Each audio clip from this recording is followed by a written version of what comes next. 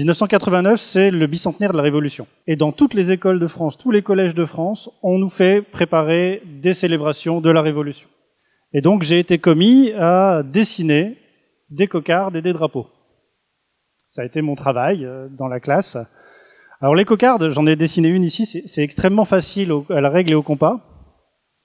Le drapeau, c'est un peu plus difficile, surtout quand on est un peu psychorigide et qu'on veut un vrai drapeau. Alors je ne sais pas si vous savez tous à quoi ressemble le drapeau français. Oui, il y a des gens qui me disent oui, là-haut, je vois des hochements de tête. Alors je vais pouvoir solliciter un peu vos connaissances. Je vous ai proposé 3 drapeaux, ici, 1, 2, 3. Lequel est le drapeau français? Le 1. Alors en fait, c'est une question un peu piège parce que les 3 sont des drapeaux français. Le drapeau qui est à gauche, c'est celui qu'on a encore aujourd'hui, ici, vous le reconnaissez. Celui qui est au milieu et qui a ces proportions qui ne sont pas égales entre les couleurs, c'est le drapeau qu'on utilise dans la marine. Là, si vous regardez sur les bateaux, le pavillon français, c'est pas un drapeau et il n'a pas les mêmes couleurs. Ici. Et le dernier, et peut-être le moins connu, ça a été le drapeau français pendant une dizaine de jours. Au début de la Seconde République, c'est sûrement lui que Lamartine a brandi à l'Hôtel de Ville de Paris. Donc une fois qu'on sait ça, on peut commencer à le construire. On a 3 bandes de même largeur. Les couleurs, c'est une autre histoire. Il y a encore un petit détail, c'est quelle est la proportion de notre drapeau. Alors là, je vous ai mis plusieurs choix, de 1 jusqu'à 8, lequel est le drapeau français. Avec tout à l'heure, tout le monde disait oui, qui connaissait le drapeau français, maintenant il y a un piège. Alors je peux vous dire tout de suite, le premier n'est pas le drapeau français, ça n'a pas la forme du drapeau français, c'est un carré. C'est le drapeau de la Suisse, essentiellement. Celui qui est en 8, qui est très très allongé, là, c'est le format du drapeau du Qatar, à l'intérieur. Et tous les autres sont des formats officiels. Alors je sais pas, j'ai pas vu de gens qui répondaient franchement. 4, me dit-on, 3, je vois, 3. Oui, effectivement, c'est le 3e qui est là, qui est le drapeau français. Le drapeau français a une taille, un rapport hauteur-longueur de 2/3.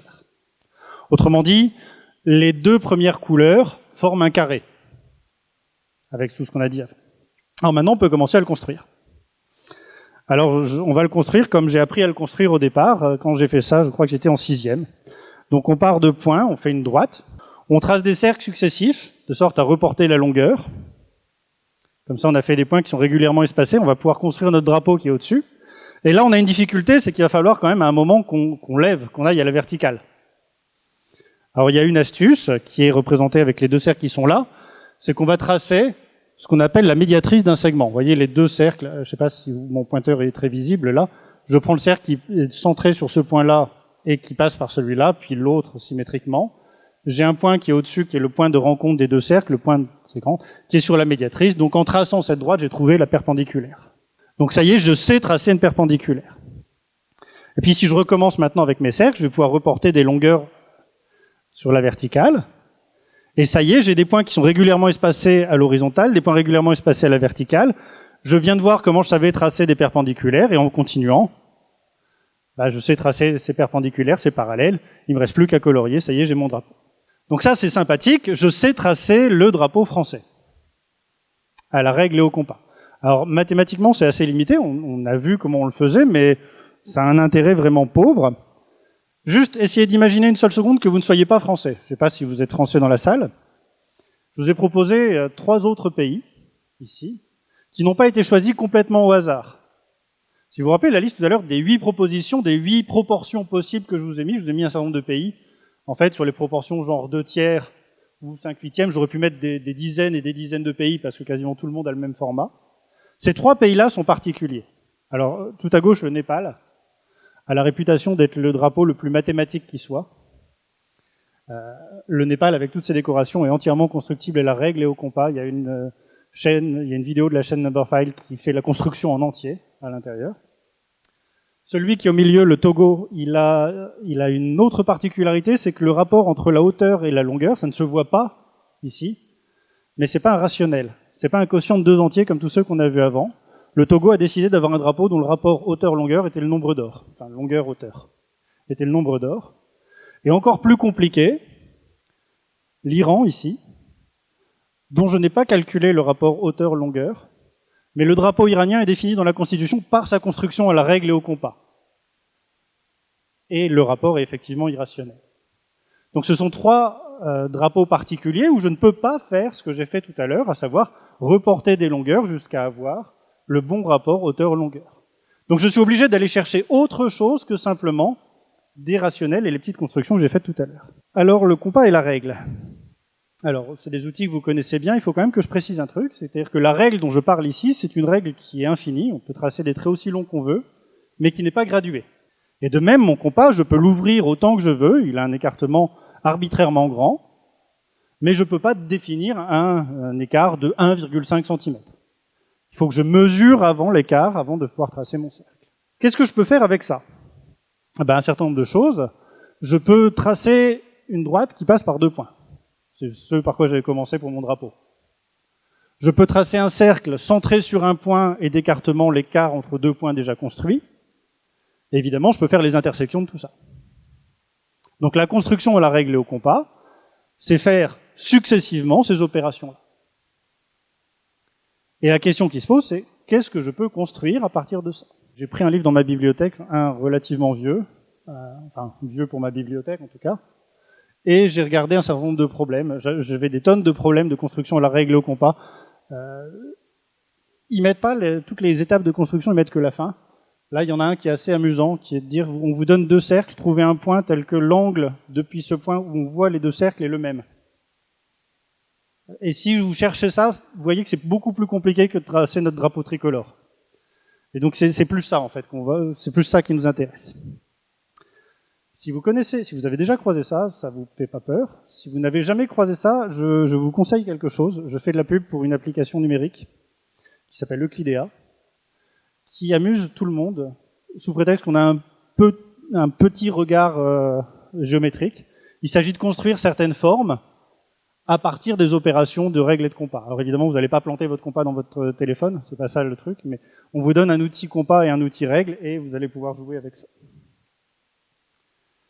Alors qu'est-ce qu'on peut faire? Si on se rappelle ce qu'on a fait tout à l'heure sur l'exemple un peu élémentaire du drapeau, tracer des milieux, oui, on savait faire des médiatrices, tracer des symétriques, des parallèles, des perpendiculaires, tout ça, on savait faire.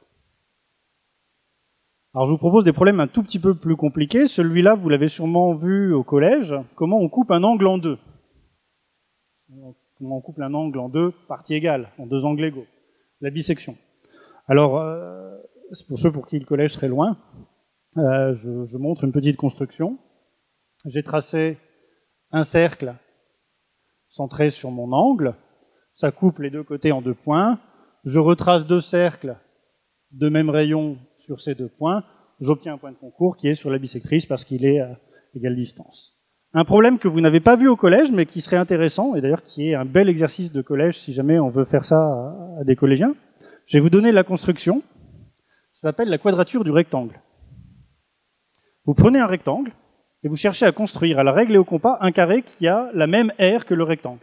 Alors ici, j'ai un peu triché, je vous ai déjà donné, j'ai mis le rectangle de départ dans cette couleur un peu verte, et j'ai construit le carré ici. Alors ça saute pas aux yeux, c'est pas du tout facile si vous avez jamais vu cette construction, je vous la montre rapidement. Donc tout d'abord, je fais un cercle centré sur un des sommets du rectangle et passant par un autre sommet du rectangle. Une fois que j'ai ça, j'ai trouvé un point ici. Je vais tracer le cercle qui a pour diamètre le point que je viens de trouver et l'autre sommet du rectangle tel qu'indiqué sur la figure. Et ça va couper cette droite ici en un point qui est l'un des sommets du carré. On peut faire tous les calculs, hein. Essentiellement il n'y a que le théorème de Pythagore qui rentre en jeu, et vous allez pouvoir vérifier que le carré qu'on construirait à partir de ce point-là est du sommet de départ. On sait faire des perpendiculaires, on sait faire des parallèles, donc à partir du moment où on a 2 sommets, on a le carré. Le carré qui est ici a bien l'aire du rectangle qui était au départ. Alors ça c'est très gentil, je vous ai donné des problèmes qu'on sait résoudre, qu'on a résolus. Ou plutôt je vous ai donné des constructions en disant que c'était une solution. Il y a des problèmes qui sont beaucoup plus célèbres et beaucoup plus intéressants, qu'on appelle les 3 problèmes grecs. Alors je vais les énumérer tout de suite. Le premier, c'est la duplication du cube. On se donne un cube, et on veut construire un autre cube dont le volume est double. Il y a une légende autour de ça, d'un dieu insatisfait qui voudrait qu'on double la taille de l'autel cubique dans son temple. C'est pas trop ça qui va m'intéresser ici. Moi, ce qui m'intéresse, c'est de se dire, si jamais mon cube de départ était de côté 1, pour doubler le volume, il faut que je multiplie les côtés par racine cubique de 2, ici. Et donc le nombre racine cubique de 2 va m'intéresser particulièrement dans cette construction. Le deuxième problème grec célèbre, c'est la quadrature du cercle. Alors je vous ai parlé tout à l'heure de la quadrature du rectangle. On prend un rectangle et on cherche à construire un carré qui a la même aire. Ben là, cette fois-ci, au lieu de partir d'un rectangle, on part d'un cercle, plutôt d'un disque. Alors vous ferez attention, il y a un demi qui est apparu ici, je ne sais pas pourquoi, mais vous l'oubliez, vous ne le voyez pas. Donc il s'agit de construire un carré qui a la même aire qu'un disque, et donc ça revient à regarder le nombre racine de pi. Racine cubique de 2 dans le cas précédent, racine de pi ici. Et le troisième problème grec, il s'agit de couper un angle en 3. Tout à l'heure, on l'a coupé en 2. Si vous savez couper en 2, vous savez le couper en 4. Entre les deux, il y a coupé en 3. Est-ce qu'on peut couper un angle en 3 angles égaux, en 3 sous-angles égaux? Et là, ça revient, en faisant un petit calcul, à calculer tangente de θ sur 3, où θ est l'angle de départ. Donc voilà les 3 problèmes grecs. Et c'est des problèmes qui ont fasciné énormément. Alors j'ai fait quelque chose de très simple pour vous montrer à quel point ça a fasciné, que ça a pu motiver des gens. J'ai ouvert Gallica et j'ai cherché tous les textes que je pouvais trouver sur ces problèmes de construction géométrique. J'en ai choisi quelques-uns qui avaient un petit côté un peu sexy à présenter. Alors celui qui est à gauche, là, de 1774, Le secret des secrets géométriques. Ça, j'avoue que c'est un titre qui claque pas mal. On a écrit « Où la trisection de l'angle démontrée par des principes infaillibles, invention recherchée depuis près de 3000 ans, ouvrage utile et même nécessaire pour... » Et là, il y a toute une série de choses pour lesquelles c'est nécessaire. Ça va de la géographie, de la trigonométrie, le génie, la guerre, l'architecture, le toisé, l'arpentage, etc., etc. On y va assez modestement. Voilà. À droite, et le monsieur, je ne sais pas si on a écrit là, mais il est curé dans le diocèse d'Évreux. Donc voilà, ça commence à intéresser. À gauche, on a un noble napolitain qui a fait simplement les arpenteurs rappelés à l'ordre. Là. J'en ai choisi d'autres. La difficulté vaincue, ou la meilleure approximation. Alors le texte est anonyme, il est signé « Essai géométrique d'un quadraturomane ignorant absolument l'algèbre ». Au moins, il ment pas sur la marchandise, il dit « Je ne connais pas l'algèbre ». Là, et on va voir que effectivement, c'est un problème parce que c'est essentiellement de l'algèbre qu'on est en train de faire. Et à droite, je vous ai mis le texte d'un écuyer ici qui s'intéresse à la quadrature du cercle et au double du cube. Donc, pour vous montrer que c'est un problème qui a excité beaucoup de gens. Alors, la théorie de la règle et du compas, la vraie, moi, je l'ai découverte que plus tard dans mes études supérieures, en tombant sur ce livre dont j'ai mis. Alors, ce livre, il commence à dater un petit peu, comme je vieillis. Là, c'est Jean-Claude Carrega qui a écrit un livre qui s'appelle Théorie des corps. Et c'est un livre que je lisais quand j'étais étudiant, et qui explique quelle est la théorie de la constructibilité qui s'est développée à travers les siècles. Et le mot important, c'est le mot de corps. Pour bien comprendre ce qu'est un corps, pour bien comprendre ce qu'est la notion de nombre qui va être importante pour nous, il va falloir qu'on échappe un tout petit peu à la géométrie pendant un instant. Et j'ai écrit une proposition qui est plutôt élémentaire, qui dit, si je sais construire un point A qui est d'abscisse X, et un point B qui est d'abscisse Y, et ben alors, je saurais construire le point C d'abscisse X et d'ordonnée Y. Il suffit juste de faire ces droites rouges que j'ai indiquées sur le dessin. Si on réfléchit à cette proposition qui est tout à fait élémentaire, on est simplement en train de dire c'est plus le point qui m'intéresse, ce sont ses coordonnées. Donc c'est pas les points que je vais chercher à construire, ce sont les coordonnées. Ce sont des nombres que je vais chercher dont je vais chercher à savoir s'ils sont constructibles. Alors qu'est-ce que c'est qu'un nombre constructible? C'est une des coordonnées d'un point constructible. On n'est pas tautologique, on continue notre définition.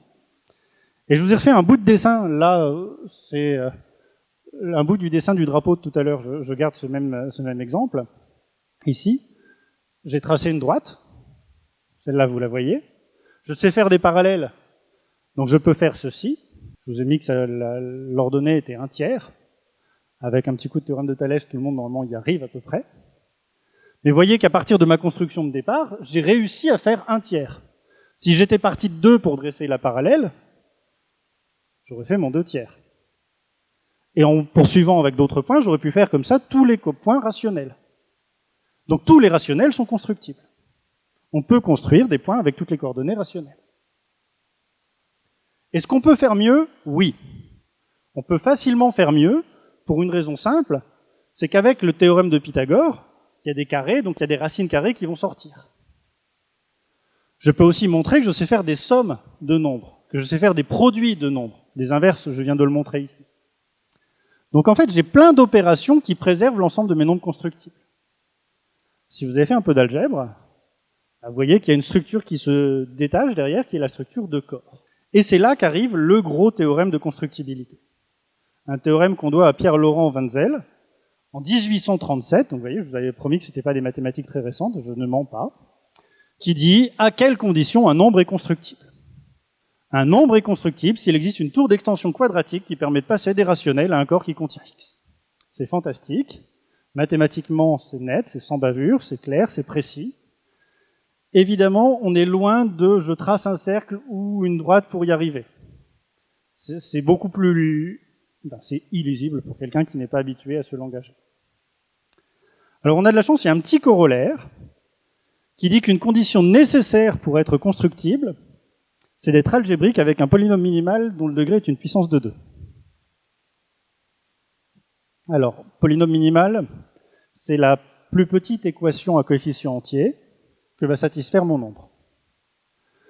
Et donc on veut que ce soit une puissance de 2, c'est-à-dire qu'il soit la solution d'une équation de degré 2, 4, 8, etc. Ça règle entièrement le cas des problèmes grecs. Je vous ai dit, la duplication du cube, c'était racine cubique de 2. La plus petite équation satisfaite par racine cubique de 2, c'est le cube moins 2 est égal à 0. Cette plus petite équation, elle est de degré 3. 3 n'est pas une puissance de 2, le nombre n'est pas constructible. On ne peut pas dupliquer le cube à la règle et au compas, c'est fini. La trisection de l'angle, un peu plus compliqué. Parce qu'il y a des angles pour lesquels on sait faire la trisection. Mais si on réfléchit un petit peu, on peut trouver des angles tels que le tangent de θ sur 3 ne satisfait pas une équation comme on voudrait. Et puis il y a la quadrature du cercle, c'était le racine de pi. Et là on a montré, alors ça a été plus tard, ça a été après Wenzel. Wenzel ne le savait pas à ce moment-là, c'est Lindemann qui l'a fait en 1882, qu'en fait pi ne satisfait aucune équation de cette forme-là. Il est transcendant. Et donc directement, on n'a pas la quadrature du cercle. Donc c'est fini. Ces trois problèmes-là sont entièrement résolus. Il n'y a pas de construction possible. Alors comme le titre du congrès c'est construction, j'ai cherché un maximum de construction. Et je suis allé chercher un journal que personne n'a ouvert, je pense dans la salle, L'immeuble et la construction dans l'Est.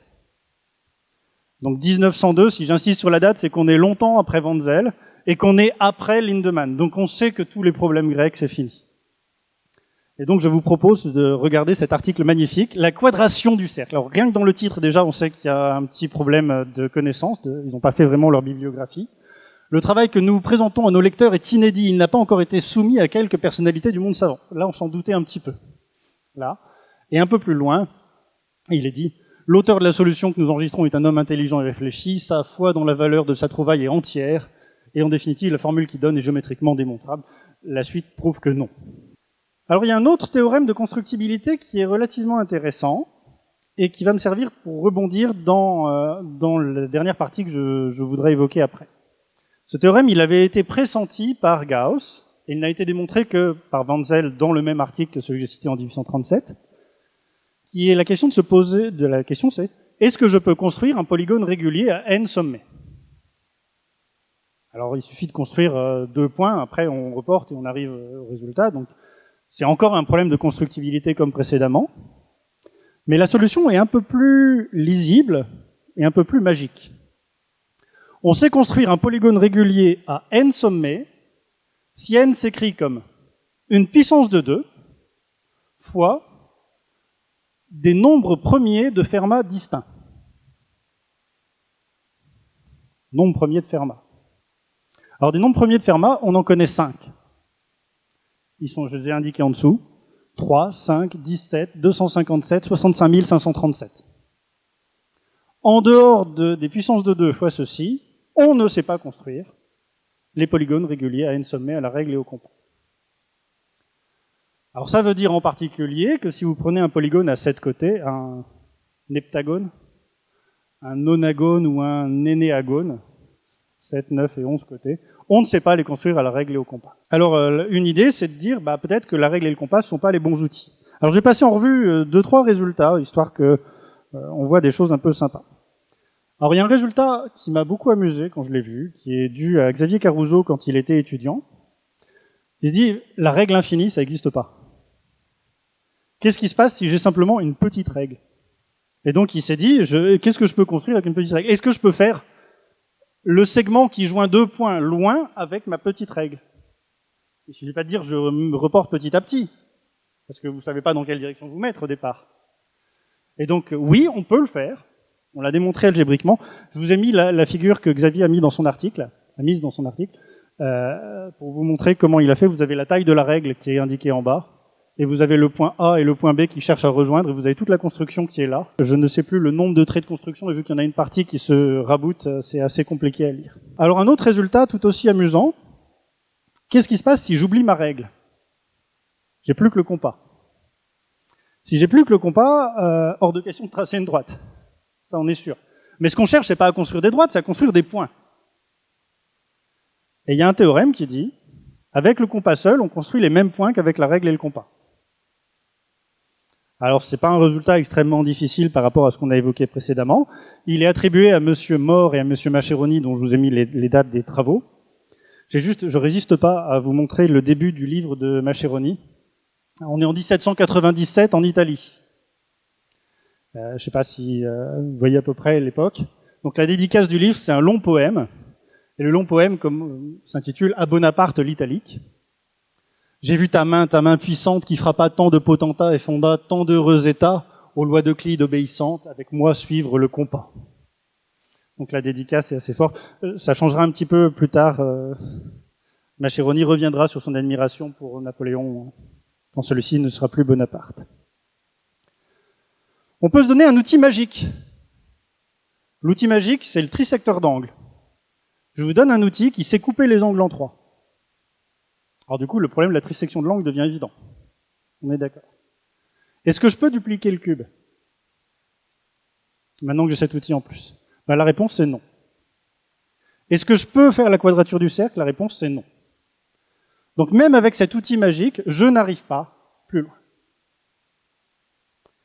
La bonne idée, c'est d'arrêter de faire des traits. Enfin, la bonne idée. Une bonne idée, c'est d'arrêter de faire des traits. On va plus tracer de traits, on va essayer de construire des points autrement. Et on veut une méthode qui soit plus forte que la règle et le compas. Donc on veut qu'on puisse construire tous les points qu'on construisait avec la règle et le compas. Mais on veut pouvoir en construire plus. Alors il y a une méthode qui permet de faire ça. Une méthode fantastique.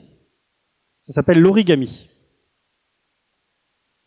Alors qu'est-ce que c'est l'origami? C'est le pliage du papier. On voit très bien quand on plie un papier qu'on peut faire des droites.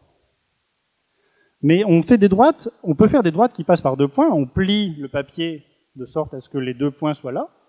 Mais on peut plier le papier autrement, de sorte à ramener un point sur un autre. Ça s'appelle faire une médiatrice. Ou alors à ramener 2 points sur un ensemble de 2 points ailleurs. Donc on a en fait des opérations qui sont un peu plus que le tracé habituel. Alors évidemment, on ne va pas faire de cercle. Là, on s'entend bien. Alors il y a un théorème sur les polygones réguliers constructibles par origami. Et il ressemble terriblement à celui que j'ai mentionné tout à l'heure de Gauss-Wenzel. Si vous regardez, il dit un polygone régulier à n sommets, ou n côtés, est constructible par origami si n est le produit d'une puissance de 2, d'une puissance de 3 et de nombre premier de Pierpont. Un nombre premier de Pierpont, c'est une puissance de 2 fois une puissance de 3 plus 1. Et le nombre premier de Fermat, c'était une puissance de 2 plus 1. Donc on a a priori plus de choses que dans le cas précédent. Et je vous ai mis les premiers nombres connus ici. Alors ceux de Fermat, on n'en connaît que 5, et on ne sait pas s'il y en a d'autres. Là, on en connaît beaucoup plus. Et si vous avez retenu les nombres que j'avais cités tout à l'heure, vous voyez qu'ils sont dedans. Mais on en a gagné d'autres. Par exemple, on a gagné 7, il est dedans. 9, parce que c'est une puissance de 3, 37. Si on vous demandait de construire le polygone régulier à 37 côtés à la règle et au compas, c'est pas la peine. Si c'est en origami, vous pouvez le faire.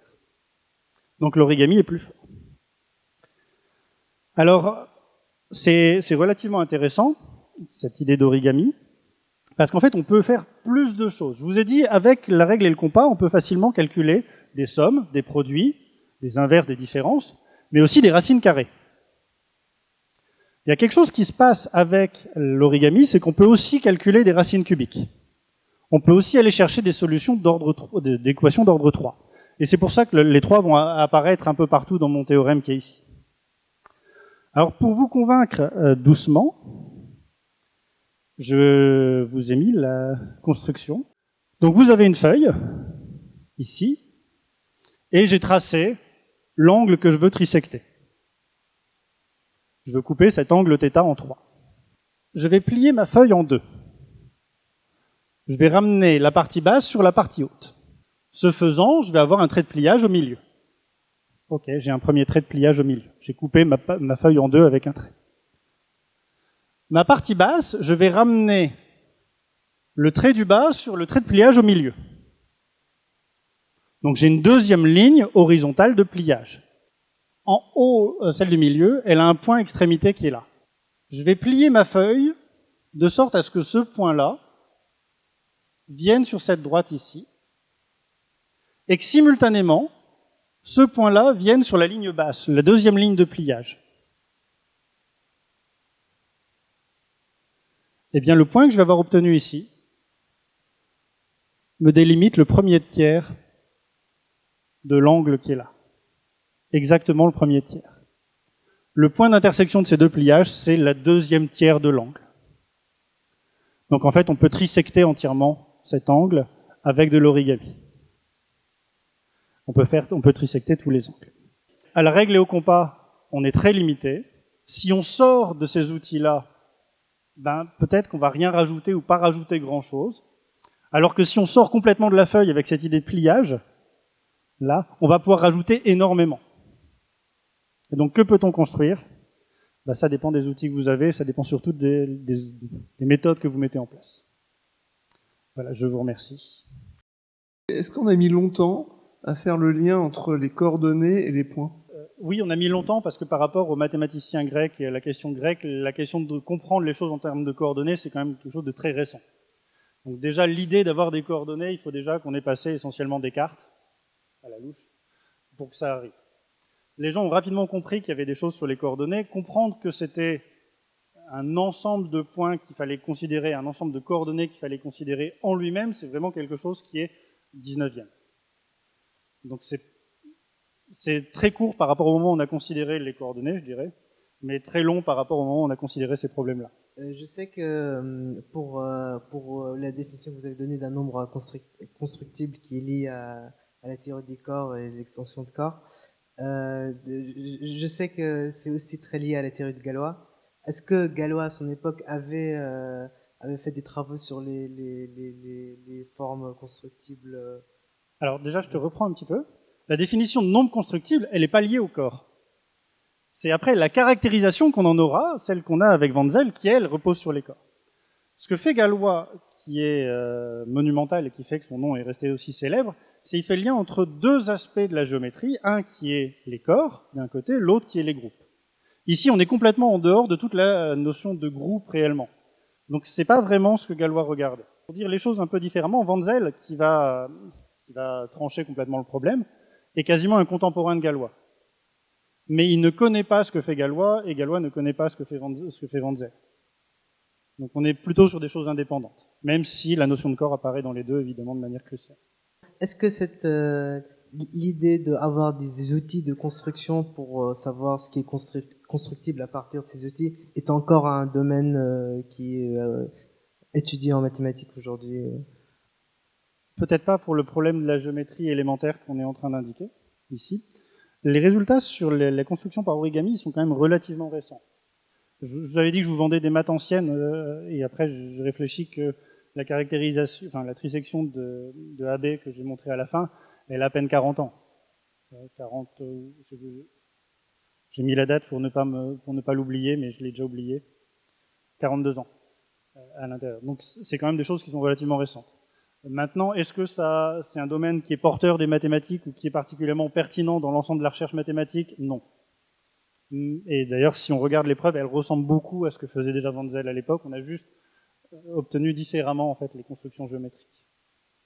Qu'est-ce qui déclenche finalement le fait qu'on va introduire les coordonnées alors? Si on cherche à décrire les points qui sont obtenus avec des intersections de cercles ou des intersections cercle-droite ou des intersections de droite, c'est en fait résoudre, en termes de coordonnées, un système. Et donc on se rend compte que ces opérations, prendre des intersections de cercle ou de droite, c'est en fait résoudre un certain système, donc faire une certaine transformation sur les coordonnées. Donc on a une réécriture de ce qu'était la vision géométrique que l'on obtient en faisant le dessin, par quelque chose qui est plus automatique, plus algébrique, qui est une transformation sur les coordonnées. Et une fois qu'on a compris ça, on se dit c'est peut-être plus facile de regarder sur les coordonnées.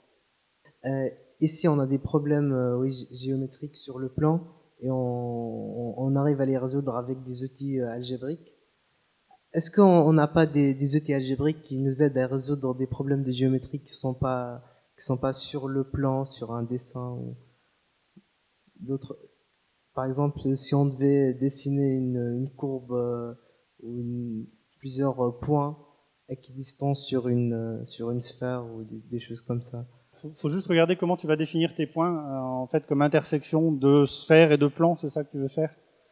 Si tu regardes ça, tu vas avoir juste un système de 3 équations que tu vas chercher à résoudre, et ça va te ramener à ces mêmes conditions, c'est-à-dire que tes points soient solutions d'une certaine équation avec des puissances, des sommes, des coefficients, donc encore des équations algébriques. Donc si j'ai bien compris ce que tu disais, je crois que fondamentalement ça ne change pas grand-chose. Alors, merci beaucoup, Roger, pour ta conférence, qui traite des nombres constructibles à règle au compas. Donc, dans cette conférence, comme dans la conférence tout à l'heure de Monsieur Delahaye, il posait le problème vraiment des fondations, puisque tout à l'heure, il s'agissait de comprendre est-ce qu'on peut tout construire à partir de rien en mathématiques. Alors bon, là, tu apportes une réponse qui est non. Alors, qu'est-ce que c'est rien? Alors, rien, c'est finalement ce qu'a tout enfant, à partir d'un, je sais pas à quel âge on commence, tout adolescent en tout cas, une règle et un compas, donc les outils de base pour construire des figures géométriques. Alors, c'est naturel de se demander qu'est-ce qu'on peut construire avec ces outils, et c'est un problème qui est très ancien, comme tu nous l'as montré, puisque les Grecs étaient obsédés par la quadrature de cercle, la trisection des angles et le fait de doubler le volume d'un cube. Alors en fait ces questions, elles font appel à des outils et des théories finalement assez poussées, puisqu'on a résolu ces problèmes. Alors c'était 19e siècle, voilà, 1937. Donc on sait exactement caractériser les nombres constructibles à la règle au compas. Donc déjà on est passé des figures constructibles aux nombres, donc il y a un petit changement conceptuel. Alors on sait les décrire algébriquement, donc quand une coordonnée est constructible, un nombre est constructible quand il est inclus dans une extension progressive à partir des rationnels, une extension finie. On peut le décrire également algébriquement, quand il est le produit, il s'exprime comme le produit d'une puissance de 2 avec un nombre de Fermat. Voilà. Donc on sait exactement quels sont les nombres constructibles à la règle et au compas. Pour autant, le problème des constructions n'est pas fini, puisqu'on peut encore simplifier. Donc cette fois, si on prend uniquement le compas, par exemple, donc, tu as évoqué ça, bon ça change pas grand-chose, ça change rien même. On peut prendre une règle non plus infinie, mais une règle courte. Là, on a encore d'autres résultats. Et tu as parlé des origamis, et apparemment c'est un sujet qui est prometteur et également très intuitif, voilà, parce qu'on commence probablement à plier des papiers avant même de pouvoir utiliser un compas et une règle. Un compas c'est un peu dangereux, ça peut piquer. Voilà, un papier c'est moins dangereux, donc c'est une question encore plus fondamentale peut-être. Qu'est-ce qui est constructible par origami? Voilà, donc je te remercie pour Merci. cette conférence.